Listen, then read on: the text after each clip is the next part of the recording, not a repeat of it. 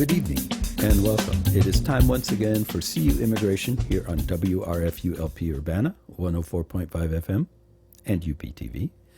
I will be your host for this evening. My name is Mr. Garza, and I'm here to let you know that WRFU is an open forum for the Urbana-Champaign community.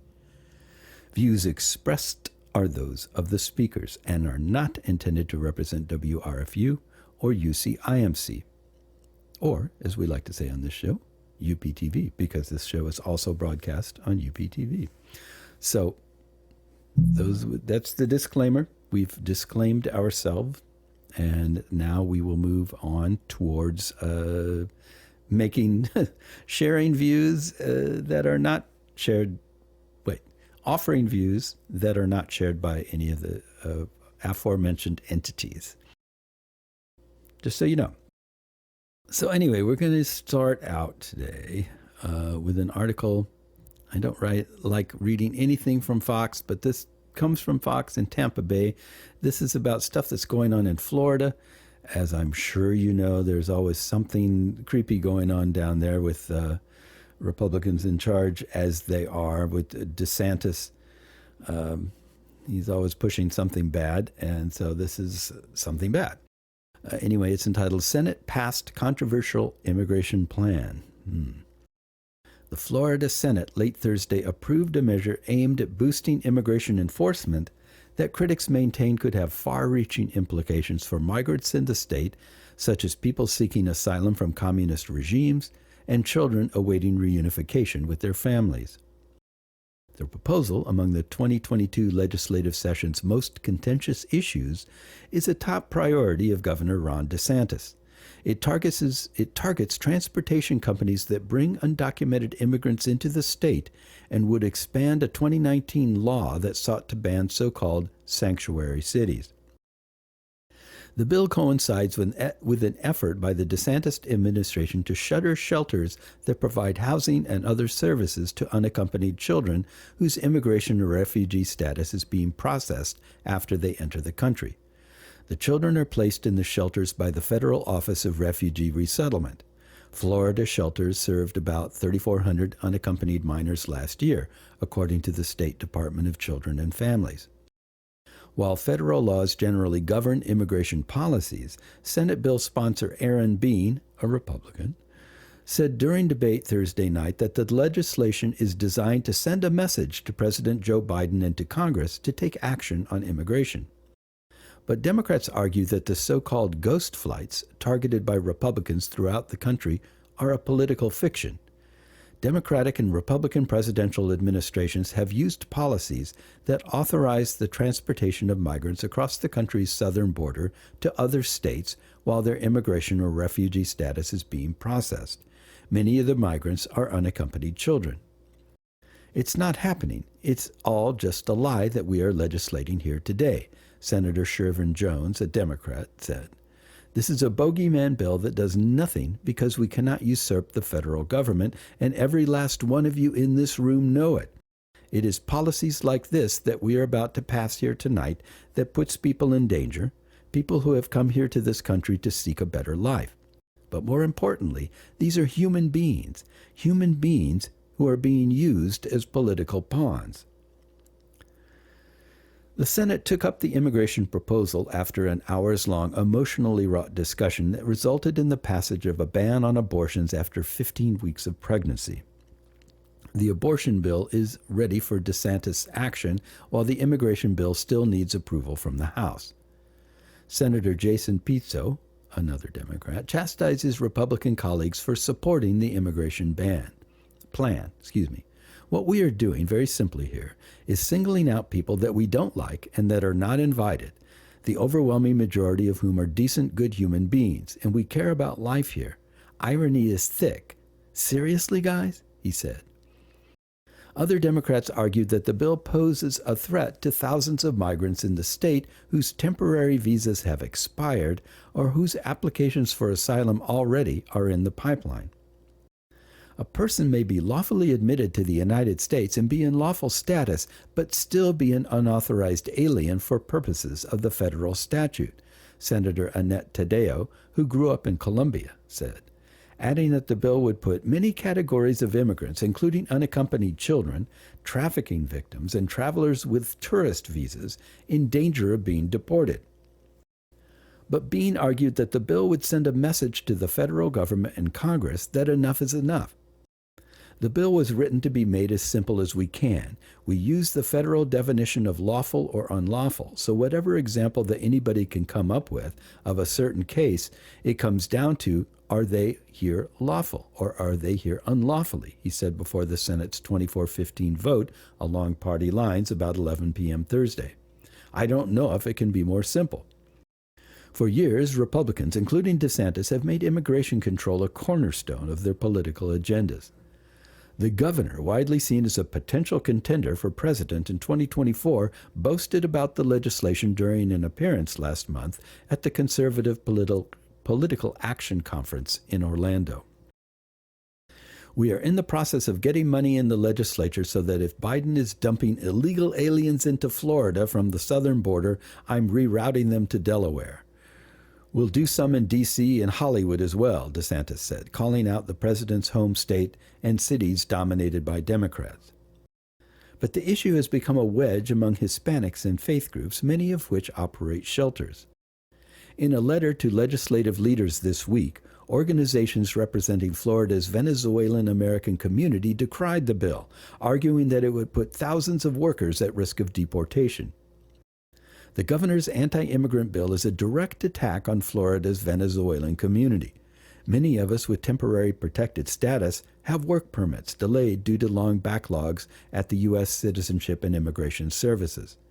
As written, this legislation would define us as unauthorized aliens because our applications for work permits are delayed through no fault of our own, the letter said.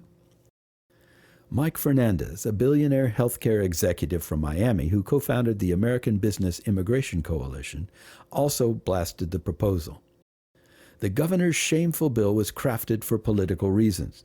It hurts employers already facing extreme shortages of workers and innocent children cared for by faith institutions like the Archdiocese of Miami. Fernandez, whose group spent hundreds of thousands of dollars last month on Spanish radio ads decrying the legislation and the governor's policies, said in a prepared statement. We've seen too many times in the Americas and now in Europe when tyrants engage in bullying and political theater and innocent children, families, and lives pay the price of their cruelty.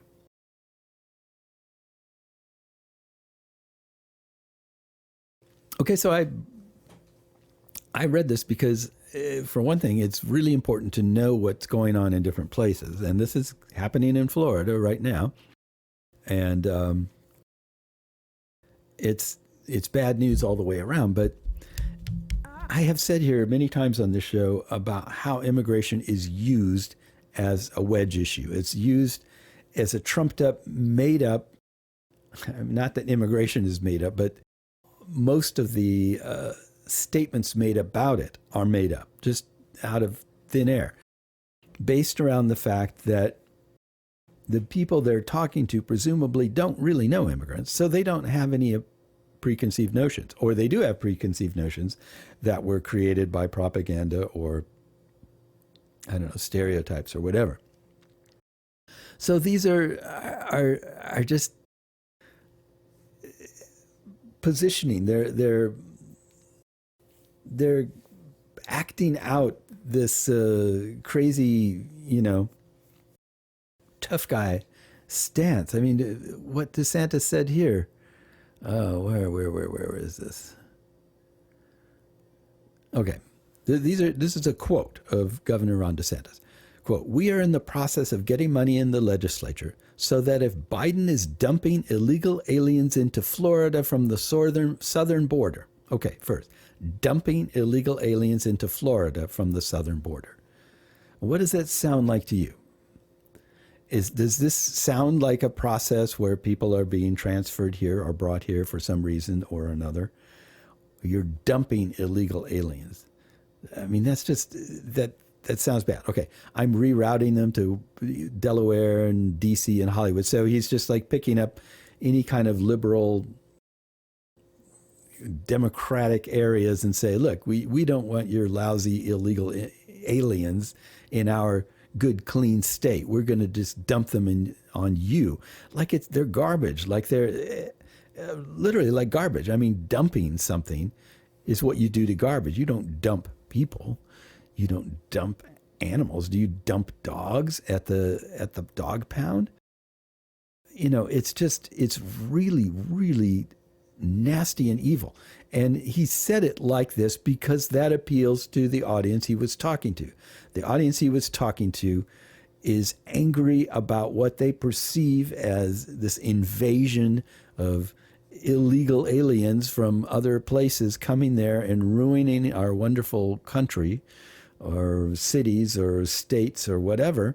And so this feels powerful and vengeful to them, to like, yeah, we're going to get rid of them. We're going to dump them on these liberals and see how they like getting these. Because the imaginary notion that they're playing with there is that nobody wants these people. It is useful to liberals to bring these people in because supposedly they're all going to eventually vote for Democrats and support them, but we don't actually want them here. So we're sending them to these red states. We're just like bringing them in, and then we'll just dump them in your state, and you have to deal with the crime and the disease and all the awfulness that comes from having them there. And that's the story that they're perpetuating with this. And I mean, you don't have to be all that intelligent or all that thoughtful or insightful to realize how screwed up that is, and how completely made up. For one thing, it's completely fabricated and it's completely wrong. But this is the way that people are talking about this stuff. And this is the kind of attitudes that they are both helping to create and perpetuating with that sort of demagoguery that they are, spewing. I'll borrow the DeSantis tactic. He talks about Biden dumping illegal aliens in Florida. Well, I'm saying he is spewing hate and hateful rhetoric and just lies. So there you go. I've said all this stuff before.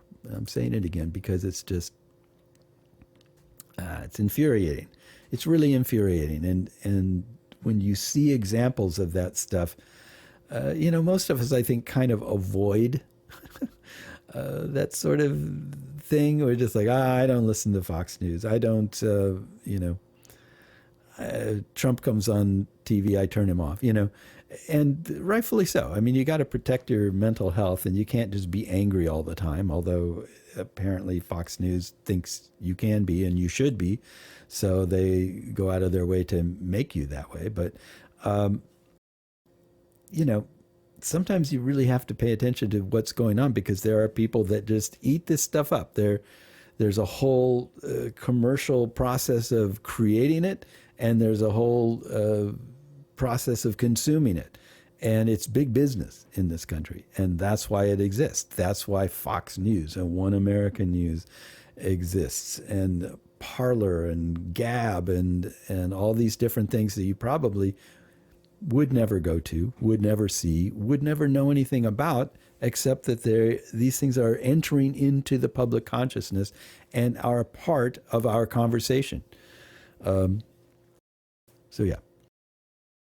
Anyway, let's move on to something else, just something less annoying, less angering. This is entitled Family-Based Immigration Backlogs, 5 Things to Know. This is helpful. So green card backlogs for family-based immigrants have grown steadily over the last 30 years, making lawful immigration and reunification difficult, if not impossible, for millions of families, and keeping them separated for decades. U.S. citizens and green card holders applying today to sponsor a family member abroad expect to wait decades before their families can reunite in the United States. So number 1 thing to know. Millions of people are waiting in family-based immigration backlogs. Many family-based immigration avenues have been significantly backlogged for decades, delaying family reunification and presenting a serious barrier for individuals attempting to immigrate through authorized immigration avenues. Green card holders from certain countries sponsoring their unmarried adult children have been waiting in the backlog since as far back as 2001. By the time they are able to reunite with their children, they may have missed many life events and milestones, including weddings, graduations, or the birth of grandchildren. And some people pass away before being able to be together with their loved ones. According to the State Department, nearly 4 million people are currently waiting abroad in the family-based immigration backlogs. This does not include family members already in the United States with some other immigration status who have applied to adjust their status to a green card. The State Department publishes a monthly visa bulletin, a document laying out which priority dates, the dates when petitions were initially filed, the government is processing for each preference category. The difference between priority dates in the visa bulletin and the current dates gives a sense of how long current applicants have waited to be able to receive their green card. Excuse me.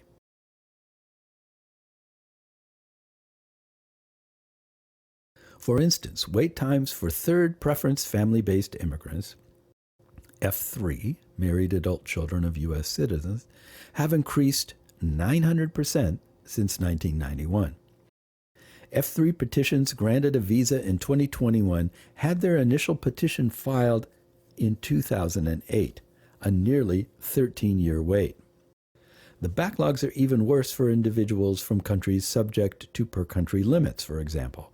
Wait times for first preference immigrants, unmarried adult children of U.S. citizens from Mexico, increased more than 1,700% since 1991, with applicants who started the process more than 22 years ago just now being able to secure their green cards. Number 2, family reunification is the backbone of the U.S. immigration system.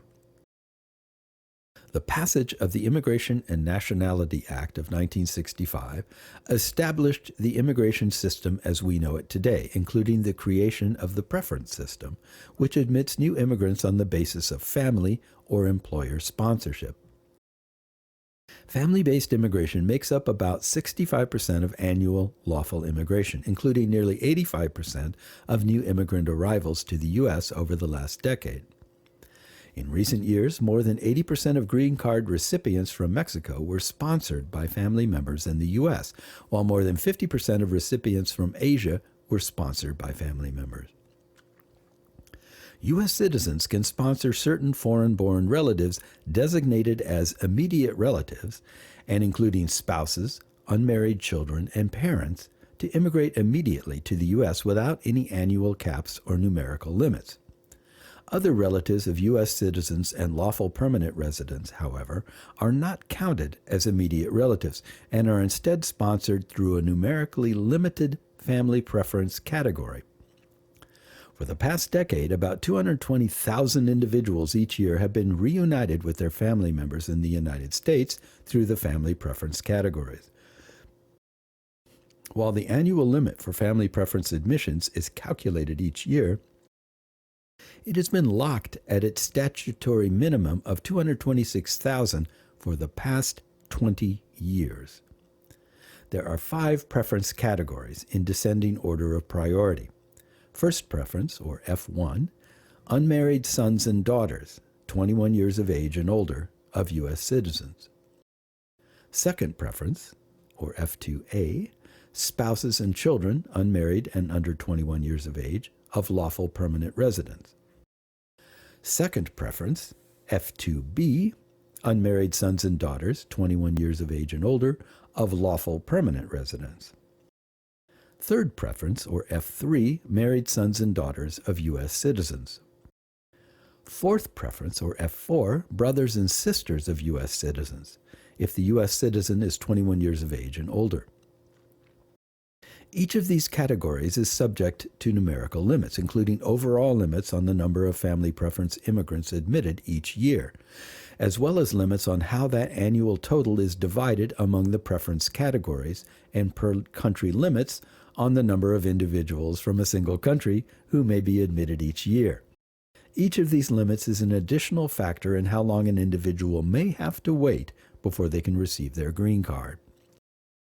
Requests to sponsor an immigrant family member are prioritized by category and by the date that they were received by the government, the priority date, when U.S. citizens or residents apply to sponsor more immigrants than are allowed under the numerical limits. A backlog forms, and individuals must wait until a green card is available under the law for them. Number 3, backlogs are a result of Congress's failure to modernize the immigration system. While the U.S. population has grown substantially in recent decades, the immigration system has not changed to keep pace. Our annual levels of immigration were established in the early 1990s and have remained largely unchanged since.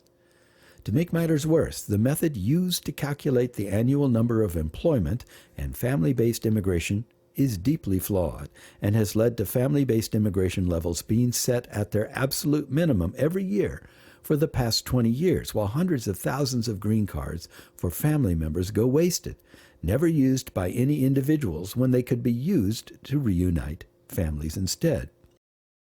The extraordinary wait times for a green card to be available causes significant hardship for American families forced to wait decades to reunite with their loved ones, despite the fact that those individuals are already qualified to immigrate right now. Family separation takes a terrible emotional toll on families, and it imposes clear logistical, economic, and emotional hardships on families, and the growing nature of the backlogs makes the process uncertain and future planning impossible. As the backlogs have grown larger and opportunities for immigration from certain countries have become more restricted, the U.S. has simultaneously seen a spike in requests for relief in other programs, such as the asylum program. While the populations seeking family sponsorship and asylum are certainly distinct, experts have argued that expanding immigration avenues, such as family or employment-based immigration, could relieve pressure on humanitarian avenues and provide alternatives to unauthorized immigration. Additionally, eliminating backlogs would bring immediate relief to families that have been waiting decades to reunify. Family ties facilitate integration in American communities and provide a positive environment for business creation and workforce participation. FWD.US research shows that increased immigration levels with consistent levels of family-based immigration would yield the greatest economic benefits, greater than shifting to a higher share of high-skilled immigration. Number 4, COVID-19 response further restricted family-based immigration, and backlogs still grew larger. The Biden administration has failed to remedy substantial problems that could increase backlogs even further: COVID-related shutdowns, limited staffing, full or partial closures of embassies and consulates abroad, and inherited impact of the Trump travel bans. All of these factors contribute to increased processing times, posing difficulties to process the number of green cards up to the annual limits and adding to the growing backlogs. Only 65,452 family preference green cards were issued in federal year 2021 out of the annual 226,000 green cards available, leaving hundreds of thousands of green cards unused, with many likely to be permanently wasted in the future and keeping many more families needlessly separated. The COVID-19 pandemic and administrative policies that have restricted immigration have also contributed to increasing backlogs in recent years, including in family preference categories. The backlog of family and employment-based preference visas grew by 4% from November 2020 to 2021. Number 5. Congress can act to reduce and eliminate backlogs, facilitate family-based immigration. These backlogs have grown over many years, and despite intermittent success in reducing them for some categories, they have repeatedly reappeared and grown worse, making immigration impossible for many who qualify. To eliminate backlogs and restore fairness and efficiency to the immigration system, Congress must act. The visa recapture and backlog reduction provisions passed by the House last year would be a significant step forward. Estimates show that family-based immigrants would benefit significantly from visa recapture, with more than 200,000 family-based green cards estimated to be eligible for recapture for backlog applicants under that bill. This legislation would also fix the formula so family-based green cards that are not issued because of bureaucratic delay are not lost in future years. And while only a small minority of family-based immigrants adjust status from within the U.S., those who do would benefit from the early filing and cap exemption provisions. Additional funding for USCIS would also help reduce processing delays, which contributes to visa numbers going unused.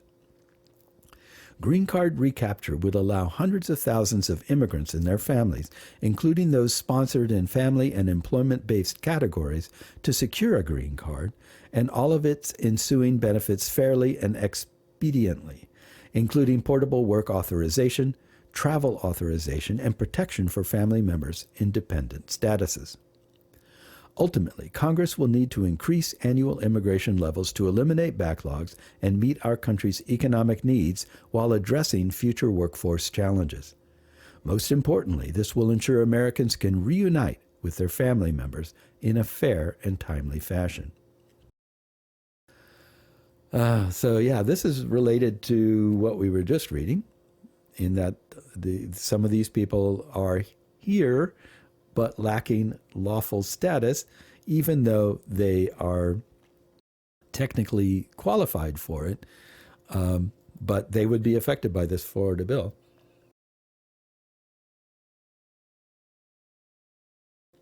And it's just an example of how that bill is just intentionally discriminatory, because it's just, I'm sorry, I'm not going to go there again. I just did that. But yeah, you know what I mean. So that was a related argument. Let's see what else we have here. So we're okay. I thought this was interesting, and this is related to stuff that's going on in Europe right now. So I just thought I would read about it here. This is entitled "Black Immigrants Face Unique Challenges." Over the past 20 years, the black immigrant population in the United States has more than tripled, from 600,000 immigrants to 2 million immigrants. That population is diverse, with a majority migrating from African and Caribbean countries. They comprise around 10% of the overall black population in the United States. Even with the growth of black immigrant population in the United States, they continue to face unique immigration challenges rooted in anti-black discrimination. Black immigrants face higher rates of detention and deportation than other immigrant populations. An AFSC study from 2021 found that black immigrants in immigration and customs enforcement detention were more likely to have lengthier detentions and were 6 times more likely to be sent to solitary confinement. While black immigrants consisted of less than 6% of the undocumented immigrant population in the United States between 2003 and 2015, they represent over 10% of immigrants in removal proceedings at that time. Further, according to Black Alliance for Just Immigration, 1 out of every 5 non-citizens in deportation proceedings based on criminal grounds before the Executive Office for Immigration Review, or the EOIR, is black.